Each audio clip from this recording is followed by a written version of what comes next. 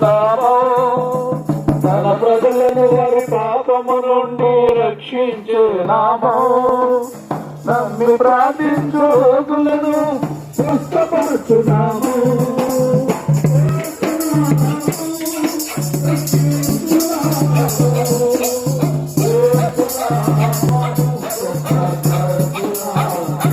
మానవుడు దేవుని దగ్గర నుండి వచ్చాడు అనే విషయాన్ని మర్చిపోయి మానవుడి లోకమే శాశ్వతమని ఈ లోకంలోనే జీవిస్తూ మరణిస్తూ ఉన్నాడండి.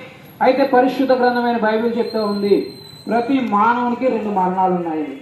ఒకటి శరీర మరణం, భూలోకంలో జీవించిన ప్రతి మనిషి కూడా ఈ శరీర మరణాన్ని పొందుతాడు.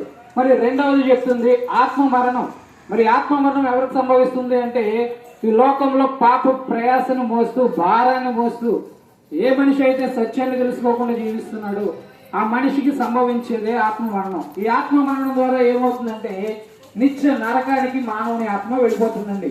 అక్కడ యాతనకరమైన ప్రాంతం అది. యుగ యుగాలు తరతరాలు మానవుని ఆత్మ ఎంతగానో వేతన పడతా ఉంది. ఈ వేతనకరమైన ప్రదేశానికి వెళ్ళకూడదు అని ప్రభు అయిన యేసు ప్రభు వారు 2025 సంవత్సరాల క్రితం ఈ లోకానికి వచ్చారండి. మానవుల పాపాలన్నీ ఆయన భరించారు. మానవుని పాపాల నిమిత్తం ఆయన నలగొట్టబడ్డారు, సిలువ వేయబడ్డారు, చనిపోయారు. చనిపోయిన తర్వాత మళ్ళీ తిరిగి లేచారండి. ఎందుకు ఆయన తిరిగి లేచారంటే మరణము మానవుని శాశ్వతంగా నిద్రింప చేయదని, మానవుడు మళ్ళా తిరిగి లేస్తాడని. ఆ తిరిగి లేచిన తర్వాత దేవుడు ఉంటున్న స్థలము పరలోకానికి వారసులు అవుతారని తెలియజేయడానికి ఆయన 3వ దినాన్ని తిరిగి లేచారండి. మరి యేసు ప్రభువు నమ్ముకుంటే ఏమవుతుందంటేనండి ఈ లోకంలో జీవించినంత కాలము నెమ్మదిని పొందుకుంటాం, సమాధానాన్ని పొందుకుంటాం. అలాగే ఈ లోక జీవితం ముగిసిన తర్వాత అండి దేవుడు ఉంటున్న స్థలము పరలోకానికి వారసులు అవుతారండి. మరి మనిషి ఎంతగానో ఆలోచించి మనిషి మీద ఉన్న పాప భారాన్ని తొలగించుకోవడానికి అంటే ఎన్నో దాన ధర్మాలు చేస్తూ ఉన్నాడు. వస్త్రదానాలని, భూదానం అని, అలాగే రక్తదానాలని ఎన్నెన్నో దానాలు చేస్తూ ఉన్నాడు. మనిషి చేస్తున్న దానాల వల్ల మంచివాడు అంటారు, మన నుండి మేలు పొందిన వారు, మనకు కృతజ్ఞత కలిగి ఉంటారు. కానీ మానవుని మీద ఉన్న పాపము మాత్రం ఏ దానము తీసివేయదండి. మానవుని మీద పాపం తీయగల శక్తి గల దేవుడు యేసు ప్రభు వారు ఒక్కరేనండి. ఎందుకు ఆయన శక్తి గల దేవుడు అంటే ఆయన జన్మలో పాపం లేదండి. అలాగే ఆయన భూలోకంలో 33.5 సంవత్సరాలు జీవించారు. 33.5 సంవత్సరాలు జీవించినప్పుడు యావత్ ప్రపంచానికి ఒక సవాల్ వేసినారండి దేవుడు, నాలో పాపం ఉందేమో మీరు నిరూపించిందని. కానీ ఎవరు ఆయనలో పాపాన్ని నిరూపించలేకపోయారండి. అలాగే 3వదిగా ఆయన మరణము పాపం లేని మరణం అండి. పాపం లేని మరణాన్ని ఆయన పొందారు. అందుకని మానవుడి మీద ఉన్న పాపం తీసివేయడానికి యేసు ప్రభు వారు ఒక్కడే అర్హుడండి, యోగ్యత కలిగిన వాడు. అందుకని ఆ యేసు ప్రభు వారి గురించే మీ అందరికీ తెలియజేస్తా ఉన్నా. అయ్యా మేము యేసు ప్రభు వారిని నమ్ముకోవాలంటే మేము ఏం చేయాలి అని మీలో ఒక సందేహం రావచ్చు. అయితే మేము చెప్తున్న మాట ఏంటంటే మీరున్న చోటనే యేసుక్రీస్తు ప్రభువా నేను చిన్ననాటి నుండి పాపంలో ఉన్నాను, నా పుట్టక పాపము, నా జీవితకాలం అంతా పాపమే, పాపాలు క్షమించే దేవుడు నీవని మీరున్న చోటని ఒక చిన్న ప్రార్థన చేస్తే చాలండి. యేసు ప్రభువుని మీ సొంత రక్షకుడుగా అంగీకరిస్తే చాలండి. మునుపెన్నడు పొందని సంతోషము, సమాధానము, నెమ్మదిని ఈ లోకంలో పొందుకుంటారు. తన యవ్వన రక్తాన్ని, పాపము లేని రక్తాన్ని కార్చారండి. ఆయన పుట్టుకలో ఏ పాపము లేదు, జీవితంలో ఏ పాపము లేదు. ఆయన మరణంలో ఏ పాపము లేని వాడిగా మరణించాడు. మరణించి తిరిగి 3వ దినాన తిరిగి లేచాడండి. ఎంత గొప్ప దేవుడండి! ఎందుకంటే ఆయన పరిశుద్ధుడిగా ఉన్నాడు. అందుకు కాబట్టి ఆయన తిరిగి లేచి అందరికీ చెప్తున్నాడు, నేనుండే స్థలంలో మీరును ఉండాలంటే మీరు నన్ను నమ్మండి. ఎందరైతే యేసుక్రీస్తుని అంగీకరిస్తారో వారందరికీ ఏమండి ఆ నిత్య రాజ్యాన్ని ఇవ్వడానికి ఆయన ఇష్టపడుతున్నాడు. ఆ పరలోక రాజ్యాన్ని ఇవ్వడానికి ఇష్టపడుతున్నాడు. భూమి మీద జీవిస్తున్న ప్రతి మానవుడు కూడా ఏదో ఒక రోజు ఈ యొక్క భూమి మీద మరణించవలసిన వారమై ఉన్నాం. మనం మరణించిన తర్వాత ఎక్కడికి వెళ్తాం? ఎవరు చూశారండి? గాలిలో గాలి, మట్టిలో మట్టి అని చాలా మంది అంటా ఉంటారు. కానీ యేసుక్రీస్తు ప్రభువారు చెప్తున్నారు, నమ్మిన ప్రతి ఒక్కరికి, ఆయన నామాన్ని విశ్వసించిన ప్రతి ఒక్కరికి పరలోక రాజ్యాన్ని సిద్ధపరిచానని. అక్కడ వేదన లేదు, అక్కడ కన్నీరు లేదు, అక్కడ నిత్యము సంతోషం అండి. ఏమండి, ఏమన్నా మరి యేసుక్రీస్తుని నమ్మకపోతే ఏమైనా ప్రమాదం ఉందా అని అంటే కనుక ప్రియులారా, భయంకరమైనటువంటి ఈ ఎండల్ని మనం భరించలేక ఏసులేసుకుని చక్కటి మరి వాతావరణంలో జీవిస్తూ ఉన్నాం. యేసుక్రీస్తుని నమ్మకపోతే ప్రియులారా, భయంకరమైనటువంటి నిత్య నరక అగ్నిగుండం ఉన్నదండి. అగ్ని ఆరదు, పురుగు చావదు, అక్కడ వేతన మనశ్శాంతి లేదు. అక్కడ ఎంతో భయంకరమైనటువంటి ఆ యొక్క అగ్నిగుండం నుంచి రక్షించబడాలని యేసుక్రీస్తు ప్రభువారు తన రక్తాన్ని భూమి మీద కార్చారు. భూమి మీద మానవుడు పాపం చేయడం నేర్చుకుని అనేకమైనటువంటి పాపాల చేత మరి నిత్య నరకానికి వెళ్ళిపోతుంటే యేసుక్రీస్తు ప్రభువారు తన రాజ్యాన్ని ఇవ్వటానికి తన రక్తాన్ని కార్చి క్షమిస్తున్నాడు. ఇంకా ఎందుకు ఆలస్యం? ఆ యేసు ప్రభుని నమ్మండి. యేసుక్రీస్తు ఇచ్చే నిత్య రాజ్యానికి వారసులుగా జీవించండి. యేసయ్య చనిపోయింది మనుషులందరి పాపముల కొరకు. ఈ మాటలు వింటున్న నీ కొరకు, నా కొరకు, లోకంలో ప్రతి మనిషి కొరకు యేసు ప్రభు చనిపోయారు. ఎందుకు చనిపోయారంటే మనిషిలో ఉన్న పాపమును కడుగుటకు. రక్తం చిందించకుండా పాప క్షమాపణ కలగదు. ఆ రక్తము పరిశుద్ధుని రక్తమై ఉండాలి. గొర్రెల రక్తము, మేకల రక్తము, కోడెల రక్తము మనిషి పాపాన్ని పరిహరించలేదు. కాబట్టి పరిశుద్ధ రక్తము పాపి అయిన మనుషుని కడిగి పవిత్రపరుస్తుంది. లోకంలో ఏ మనిషి పవిత్రుడు కాడు, ఏ భేదము లేదు. అందరూ పాపం చేసి దేవుడు అనుగ్రహించి మహిమను పొందలేకపోతున్నారు. కనుక మనల్ని సృష్టించిన దేవుడే మానవుడిగా యేసు ప్రభు అన్న నామాన్ని ధరించుకొని భూమి మీదకి దిగి వచ్చాడు. ఆయన మనల్ని సృష్టించిన దేవుడు కనుక, మనలను మరి నిర్మించిన నిర్మాణకుడు కనుక తానే మన పాపముల కొరకై మరి సిలువలో చనిపోయారు. యేసు ప్రభులో పాపం లేదు, యేసు ప్రభు జన్మలో పాపం లేదు. ఎందుకంటే ఆయన కన్యక గర్భాన్ని జన్మించారు. పరిశుద్ధాత్మ ద్వారా కన్యక గర్భాన్ని యేసు ప్రభు జన్మించారు. ఆయన జీవితంలో పాపం లేదు. 33.5 సంవత్సరాలు యేసు ప్రభు జీవించారు.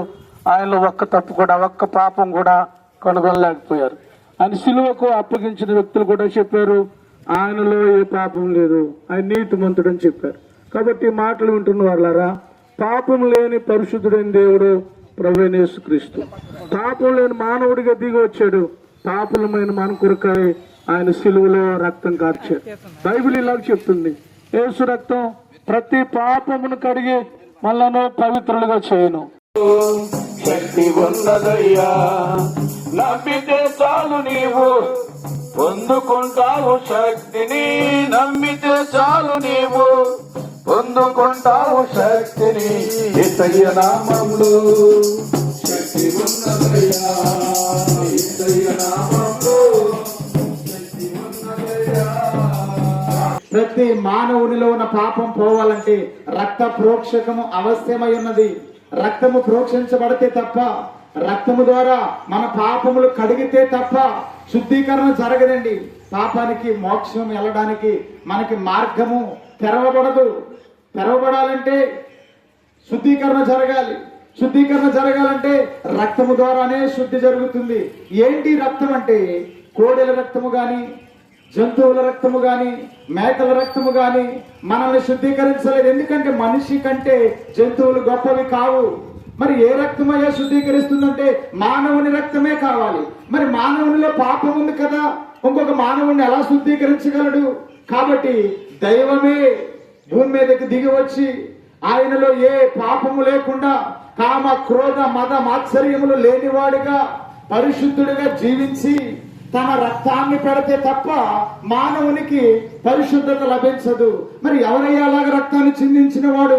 ఎవరయ్యా ఇటువంటి లక్షణాలు లేకుండా పరిశుద్ధంగా పుట్టి, పరిశుద్ధంగా బ్రతికి, పరిశుద్ధంగానే చనిపోయి మరణాన్ని జయించి తిరిగి లేచిన వారు ఎవరు అని మనం చూడగలిగితే ఈ భూమి మీద ఒకే ఒక్కరు కనపడుతున్నారు. ఆయనే నజరేయుడైన యేసు. ఆయన నామములోనే రక్షణ, ఆయన నామములోనే విమోచన. ఆయన రక్తమే మనల్ని పరిశుద్ధంగా మారుస్తుంది. ఆయన సిలువ పైన శ్రమపడి తన యవన రక్తాన్ని, తన ఒంటిలో ఉన్నటువంటి ప్రతి రక్తపు బొట్టును కూడా మన కొరకు, మన పాపములకు ప్రాయశ్చిత్తం కలగడానికి ఆయన రక్తం చిందించాడండి. ఆ రక్తమే మమ్మల్ని కూడా శుద్ధీకరించింది. ఆ రక్తమే మిమ్మల్ని కూడా శుద్ధీకరించడానికి ఆయన చిత్తముగా ఉన్నారు. నరులలో నరుడై పుట్టాడన్నా పరిశుద్ధుడు పావనుడు ప్రేమించెను ప్రాణమిచ్చెను పరిశుద్ధుడు పావనుడు ప్రేమించెను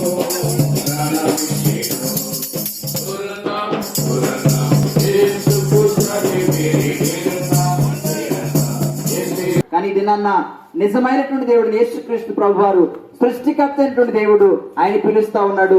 పాప భారము తొలగించబడాలంటే, మానవుల్లో ఉన్న పాప శిక్ష తొలగిపోవాలంటే యేసుక్రీస్తు ప్రభువారు ఒక్కరే ఆయన సరిపోయినటువంటి దేవుడు అండి. ఆయనే చాలినటువంటి దేవుడు, ఆయన పాపమును క్షమించేటువంటి అధికారం కలిగినటువంటి దేవుడు. ఎందుకో చెప్పనా, ఈరోజు మానవుని యొక్క పాపాలు పోవాలంటే ఆ మనుషుని కొరకు ఒక రక్తం చిందించాలి. రక్తము చిందించకుండా పాప క్షమాపణ కలగదని బైబిల్ చెప్తా ఉంది.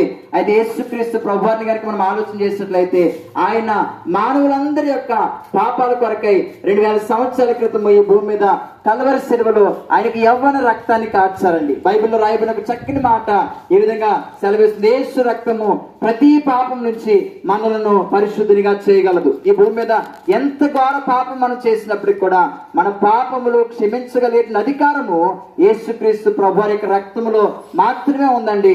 ఆయన ఒక్కడే రక్తం కార్చినటువంటి దేవుడు, ఆయన ఒక్కడే ఈ భూమి మీద ప్రజలందరినీ కూడా ప్రేమిస్తున్నటువంటి దేవుడు. ఆ ప్రేమ కలిగినటువంటి దేవుడి దినాన్ని పిలుస్తా ఉన్నాడు. ప్రియ సహోదరి సహోదరుడా, అయ్యా నాలో కూడా పాపం ఉందండి, నా పాప శిక్ష తొలగిపోవాలి, నేను కూడా పరలోకం చేరుకోవాలి, స్వర్గానికి వెళ్ళాలని ఆశ నీలో ఉన్నట్లయితే ఈ ఎండవేళ నువ్వు చెప్పినట్టు మాట ఒక్కసారి గమనించండి. యేసుక్రీస్తు ప్రభువారి యందు మీరు విశ్వాసం ఉంచగలిగినట్లయితే, ఆయన ప్రభువుని మీ నోటితో ఒప్పుకోగలిగినట్లయితే, నేడే మీ యొక్క గృహంలో మీ హృదయంలో చిన్ని స్థలాన్ని యేసుక్రీస్తు ప్రభువారికి మీరు ఇవ్వగలిగినట్లయితే ఆయన మనకి జన్మ కర్మ పాపములు క్షమిస్తాడు. ప్రియులరా, నిజమైన రక్షకునితో, నిజమైన సృష్టికర్తతో, దేవునితో సంబంధం కలిగి లేకపోవడము మనుషునికి చాలా తీవ్రమైన నష్టం. అది చాలా ఘోరమైనటువంటి నష్టం అని, అలాంటి తీవ్రమైన నష్టంలో ఎవరు పడకూడదనే ఈరోజు మీ మధ్యకు రావడానికి కారణము. మీరందరూ ఆలోచించాల్సిందిగా ప్రేమతో కోరుతున్నాం. మన జీవితానికి నిజమైన రక్షణ, నిజమైన ఆదరణ, నిజమైనటువంటి శాంతి సమాధానం ఇచ్చేవారు ఎవరైనా ఉన్నారా అని వెతికినప్పుడు ఇదిగో పరిశుద్ధ గ్రంథము గొప్ప జవాబు చెప్తుంది. ప్రయాసపడి భారము మోయిచున్న సమస్త జనులారా నా ఎదుకు రండి, నేను మీకు విశ్రాంతినిస్తాను అని. పాపము చేత, ఘోరమైన క్రియల చేత అండి మనము తప్పిపోయి, దేవుని సన్మార్గంలోంచి తప్పిపోయి అపవిత్రమైన క్రియలతో మాటల్లోనూ, చేతల్లోనూ, ఆలోచనలోనూ అండి నడవడికలో, ప్రవర్తనలో అన్నిట్లో కూడా మనము తప్పిపోయాం. చాలా బలహీనంగా ప్రవర్తిస్తున్నాం. అందరికీ ఒకటే స్థితి, ఏ భేదము లేదు. అందరూ ఒక్కసారి వెనక్కి తిరిగి చూసుకుంటే, హృదయంలోనికి చూసుకుంటే ఎన్ని రకాలుగా మనం తప్పిపోయామో. అయితే దేవుని కృపను బట్టి ప్రభువు మాకందరికి గొప్ప విడుదల ఇచ్చాడు, మాకందరికి గొప్ప ఆనందం ఇచ్చాడు, శాంతి సమాధానం ఇచ్చాడు. ఎలాగో తెలుసా, యేసుక్రీస్తు ప్రభువారు సిలువలో తన ప్రాణం పెట్టి తన రక్తమును చిందించి ఆయన చనిపోయి సమాధి చేయబడి తిరిగి లేవడం ద్వారా ప్రతి మనుషుడికి ఇంటి గొప్ప విమోచన అనుగ్రహింపబడింది. నమ్మిన మేము విశ్వాసాన్ని బట్టి క్రీస్తులో నూతన సృష్టిగా మార్చబడ్డాము.